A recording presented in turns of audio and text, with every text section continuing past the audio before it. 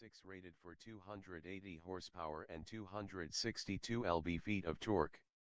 That displacement is familiar. The previous Pilot powerplant also was a 3.5 V6, but the new engine essentially is the same as that used by the Acura MDX, and direct fuel injection gives it a 30 HP edge over its predecessor.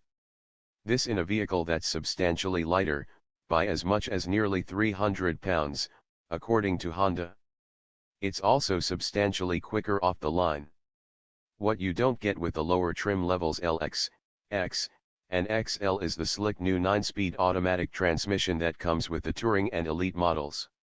The LX, X, and EXL are equipped with a 6-speed automatic. That's one cog more than the previous Pilot, but the 9-speed does a better job of keeping the engine in the sweet spot of its power band. And it includes shift paddles, which aren't part of the deal with the 6-speed. At the track, this front drive X model clocked a 0 to 60 mph time of 6.2 seconds, a whisker behind the all-wheel drive Elite, even though the X weighed 254 pounds less.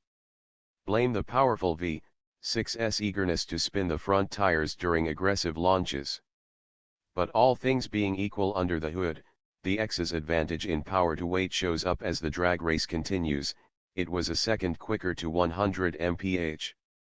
Not that many owners are likely to push their Pilot to triple-digit speeds. But for those so inclined, we can report that the Pilot inspires confidence as speeds climb, right up to the Governor Limited 112 mph top speed. There's confidence around bends, too. The new chassis is stiffer than its predecessor, spring rates are higher, and shock absorber damping is firmer than that of the previous generation. This doesn't make the Pilot a sports car. Pushing hard in a set of switchbacks will still provoke moderate rock and roll, as well as abundant understeer. But as with exploring the Pilot's top speed, the likelihood of owners testing its limits of adhesion is slight, particularly with kids on board. And doubly so for those with kids prone to motion sickness. Off the steering could be quicker, 3.2 turns lock-to-lock, and more informative at around town speeds. The Pilot's responses in emergency maneuvers are respectable by the standards for this class. Those maneuvers might not be quite as prompt in the lesser trim levels, a distinction we attribute to tires. Touring and Elite Pilots wear 245/50 tires on 20-inch wheels, whereas our X test example was equipped with 245/60, 18 tires.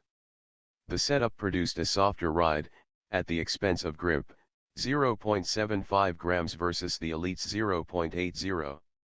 Braking distances were almost identical for both vehicles and about average among 3-row crossovers. This is not to say good. Let's call it adequate.